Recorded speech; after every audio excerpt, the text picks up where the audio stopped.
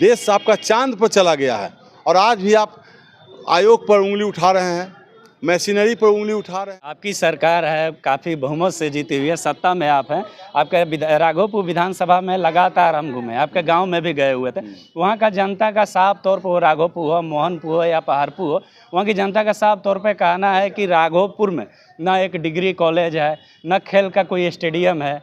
इस पर क्या कहिएगा? क्योंकि सत्ता में अभी आपकी भी पार्टी सत्ता में है।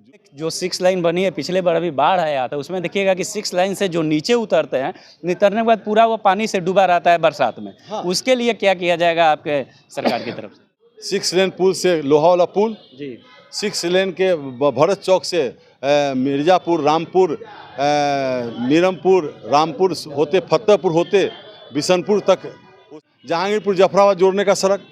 नमस्कार, मैं अजीत कुमार, आप देख रहे हैं डिजिटल दस्तक। चुनाव हारने के बाद राजद के द्वारा समीक्षा बैठक लगातार की जा रही है। राजद के द्वारा, उनके नेताओं के द्वारा मशीनरी का दोष दिया जा रहा है। इसी क्रम में हमसे बात करने के लिए राघोपुर के पूर्व विधायक सतीश राय जी हमारे साथ है। इस बार देखिएगा कि 2025 में तेजस्वी यादव को काफ़ी टक्कर दिए थे, कभी आगे कभी पीछे, कभी आगे कभी पीछे, लगातार चल रहे थे। अभी हमारे साथ सतीश राय जी हैं, इनसे बात करेंगे। क्या कहिएगा, लगातार राजद के द्वारा समीक्षा बैठक की जा रही है, उसमें यही बात निकल के आई है, मशीनरी के जो इनके नेता हैं मशीनरी को दोष दे रहे हैं। हार के बाद तो समीक्षा करेंगे ही, करनी भी चाहिए समीक्षा, मैं किस कारण से हारा। लेकिन उनके समीक्षा में आए हुए सदस्य, माननीय विधायक हो, माननीय पूर्व विधायक हो, उम्मीदवार हो, उनको सही जानकारी देनी चाहिए। ये जो जानकारी नहीं दे रहे हैं, समीक्षा करते करते विधानसभा छोड़ के यूरोप चले गए। आपको जनता सत्ता में नहीं आने दी, आप विपक्ष की भूमिका में आए, तो विपक्ष की भूमिका का निर्वहन करना चाहिए था आपको। आप विधानसभा में रहते, फेस करते विधानसभा को और एक सजग प्रहरी के रूप में काम करते तो ज़्यादा अच्छा होता, एक अच्छा मैसेज जाता। लेकिन आप चले गए यूरोप, तो आप क्या मुद्दा उठाइएगा? आपने जो वादा किया है बिहार की जनता से, वो वादा कैसे पूरा करवाइएगा? आप तो पूरा नहीं कर सकते हैं। लेकिन आप सरकार के माध्यम से आप जो क्वेश्चन करेंगे, जो ध्यानाकर्षण आता है, उसमें आप भाग लेंगे, उसमें जो डिमांड है आप रखेंगे, तभी ना विकास होगा। तो आप केवल आरोप लगा रहे हैं कि मशीनरी की जीत हो गई, अदृश्य शक्ति के चलते हम हार गए। तो ये अंधविश्वास का युग अब नहीं रह गया है, अब विकास का दौर है। देश आपका चांद पर चला गया है और आज भी आप आयोग पर उंगली उठा रहे हैं, मशीनरी पर उंगली उठा रहे हैं। अगर मशीनरी पर, तो फिर आप दूसरे प्रदेश में कैसे सत्ता में आ जा रहे हैं? चुनाव जीते कुछ दिन बाद राघोपुर में गए थे, एक शादी विवाह अटेंड करने के लिए गए थे। वो एक शादी या 2 शादी अटेंड किए, हम करीब 30-35 शादी अटेंड किए। जनता से मिलने गए थे ना? जनता से मिलने नहीं जाते हैं वो उनको, उनके कार्यकर्ता इस भय में है कि सतीश जी पूरा घूम रहे हैं क्षेत्र में, तो जनता का विद्रोह न हो, इसलिए 1-2 जगह उसको लेके चले जाते हैं। और हम तो जनता के बीच रहते हैं, तो जनता हमारे साथ है। उनके साथ तो समीकरण की बात केवल करते हैं, मुख्यमंत्री बनेंगे तो नियुक्ति पत्र बांटेंगे। तो कुछ लोग झांसा में आ गए थे, उनको भी सजग होना चाहिए कि जो नेता अगर झूठा वादा करता है तो उसके लोभ में नहीं आइए। शिकारी आएगा, जाल बिछाएगा, दाना डालेगा, लोभ में नहीं फंसना। ये बचपन से हम लोग सुनते आ रहे हैं। तो हम आम मतदाताओं को भी कह रहे हैं राघोपुर में कि कभी लोभ में मत आइए। जो काम करता है, जो सकारात्मक सोच रखता है, जो समाज को जोड़ने का काम करता है, उनके साथ आइए। संजोग है अगर मैं चुनाव जीतता इस बार, तो राघोपुर को और ज़्यादा लाभ होता।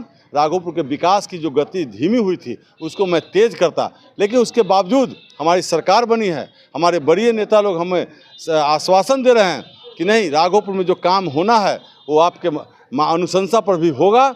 आपके साथ सरकार खड़ी है। आपकी सरकार है, काफ़ी बहुमत से जीती हुई है, सत्ता में आप हैं। आपके राघोपुर विधानसभा में लगातार हम घूमे, आपके गांव में भी गए हुए थे। वहां का जनता का साफ तौर पर, राघोपुर हो, मोहनपुर हो या पहाड़पुर हो, वहां की जनता का साफ तौर पे कहना है कि राघोपुर में ना एक डिग्री कॉलेज है, न खेल का कोई स्टेडियम है। इस पर क्या कहिएगा? क्योंकि सत्ता में अभी आपकी भी पार्टी सत्ता में है। जो जनता मतदाता बोल रहे हैं कि राघोपुर डिग्री कॉलेज नहीं है, तो उसी जनता से पूछिए कि पुलवा कौन दे दिया? नीतीश कुमार दिए ना। और 37 महीना तो तेजस्वी जी ले रहे हैं, कहा जा रहा है कि तेजस्वी जी झूठ का पुलाव परसे हुए हैं। तेजस्वी यादव 2015 23 अगस्त 2015 को इसका शिलान्यास हुआ था पुल का। उस समय तो विधायक नहीं थे, तो कैसे श्रेय ले लेंगे? आप डिप्टी सीएम थे, आपके पार्टी के पास शिक्षा मंत्रालय था, तो आपने एक राघोपुर में डिग्री कॉलेज क्यों नहीं खुलवाया? ये प्रश्नवाचक चिन्ह है ना? ये प्रश्न उठता है प्रश्न उठता ही है। जी। उनको जवाब देना चाहिए कि आप 37 महीना में एक रेफरल अस्पताल जिसकी स्वीकृति मैंने चंद्रमोहन राय से करवाई थी 2006 में, उसका रजिस्ट्रेशन आपने नहीं करवाया। आप हेल्थ मिनिस्टर आपके भाई थे, दोबारा आप हेल्थ मिनिस्टर भी बने, लेकिन आपने उसको रजिस्ट्रेशन नहीं करवाया। तो उस जो मतदाता कहते हैं कि राघव में डिग्री कॉलेज नहीं है, उनसे भी मैं पूछना चाहता हूं कि आप 1,18,000 वोट उनको मिला, पिछले बार 97,000 वोट मिला था, उसके पहले 92,000 वोट मिला था। तो उन जो 92,000, 97,000 और 1,18,000 मतदाताओं से मैं पूछना चाहता हूं कि यही प्रश्न आप तेजस्वी जी को बैठा के पूछिए कि आपको मौका मिला 37 महीना के सरकार में शामिल होने का, नीतीश जी के कृपा दृष्टि से आप डिप्टी सीएम बन गए, मिनिस्टर बने, आपने क्यों नहीं काम करवाया? मैं तो विधायक था, मैंने अपने दायित्व का निर्वहन किया, मैंने विधानसभा में क्वेश्चन किया, उस समय के तत्कालीन शिक्षा मंत्री बिरसन पटेल जी थे, उन्होंने कहा कि माननीय सदस्य का प्रश्न स्वीकार्य है, अभी अनुमंडल स्तर पर डिग्री कॉलेज खोलने की प्रक्रिया जारी है, अनुमंडल स्तर पर पूरा होने के बाद जब प्रखंड स्तर पर डिग्री कॉलेज खोली जाएगी, उसमें जब सूची बनेगा उसमें राघोपुर को प्राथमिकता दिया जाएगा। आज वो समय आ गया है, मैं विधायक नहीं हूँ लेकिन वो सूची जो बनेगा उसमें मुझे आश्वासन मिला हुआ है कि प्राथमिकता मिलेगी विधानसभा के हिसाब से और आपके क्षेत्र में डिग्री कॉलेज खुलेगी। ये जो 6 लाइन बनी है उसका श्रेय आप लेते हैं, नीतीश जी को श्रेय जाता है, तो वो एक जो 6 लाइन बनी है, पिछले बार अभी बाढ़ आया था, उसमें देखिएगा कि 6 लाइन से जो नीचे उतरते हैं, उतरने के बाद पूरा वो पानी से डूबा रहता है बरसात में। हाँ। उसके लिए क्या किया जाएगा आपके सरकार की तरफ से? उसके लिए सड़क को ऊंचा करके बनाया जाएगा, जहाँ सोता सोते वहाँ पुल पुलिया दिया जाएगा, ताकि सड़क जब 2-2.5 फीट ऊंचा हो जाएगा ना, तो लगभग, चूँकि बाढ़ का इलाका है, प्रकृति का देन है वो, हमारे आपके बस की बात नहीं है कि प्रकृति के उल्टा काम करिएगा। वहाँ ऐसा नहीं रोड बनाना है कि ठोकर हो, ताकि रोड बाढ़ के पानी से टूट जाए, चाहे धार जिधर जाएगा उधर कटाव कर दे, वैसा भी काम नहीं करना है। क्योंकि पानी जब फैलता है दियारा में ना, तो स्वतः धीरे धीरे पूरे खेत खलिहान में फैल जाता है। तो पानी को फैलने से रोकना नहीं है, पानी को बांधना नहीं है, हमको पानी को स्वतः स्मूथ निकलने का रास्ता देना है। ऊंचा करके सड़क बनाएंगे ताकि हम पुल से उतरे तो किसी गांव में हम जाना चाहे तो बाढ़ के समय में जा सके। हम लोग का ये सोच है कि हम सरकार से मांग भी करेंगे, लिख के देंगे भी, कि हर पंचायत को एक ऊंचीकरण सड़क करके जोड़ा जाए, ताकि बाढ़ के समय में वहाँ के आम मतदाताओं को तकलीफ नहीं हो, पटना हाजीपुर आने जाने में दिक्कत नहीं हो। ऐसा मैं काम करूँगा। ये व्यवस्था 5 वर्षों में हो जाएगी राघव? अब एक तो 14 करोड़ का रोड नितिन नवीन जी को मैं धन्यवाद देता हूँ कि वो आते आते पिछले ही सरकार में मेरे डिमांड पर जब निरीक्षण करने के लिए गए थे, तो मैंने कहा कि 2-3 रोड है, इसको अगर आप दे देते हैं तो राघोपुर में 12मासी सड़क हो जाएगा। कहाँ से कहाँ तक?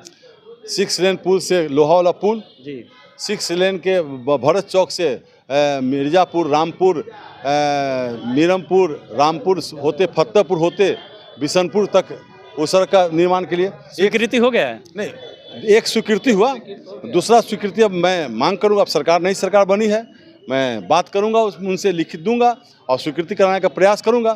तीसरा सड़क जहांगीरपुर जफराबाद जोड़ने का सड़क, जो पुल के नीचे नीचे जाएगा, अगर इस सड़कों का निर्माण होता है तो निश्चित तौर पर वहाँ के 80-90% लोगों को सुविधा मिलेगी। सतीश राय जी हमारे साथ थे, बेबाकी से अपनी बातों को रखे। इनको साफ तौर पे कहना था कि अभी हमारे जो बिहार सरकार में मुख्यमंत्री महोदय हैं, उप मुख्यमंत्री हैं या जो विभागीय मंत्री हैं, उन लोग से बात करके राघोपुर में डिग्री कॉलेज हो या सड़क हो, वहाँ हम इस सब बातों को रखेंगे। पूरी बात को आप सुने, बात कैसी लगी, आप अपनी प्रतिक्रिया कमेंट बॉक्स में दें। धन्यवाद।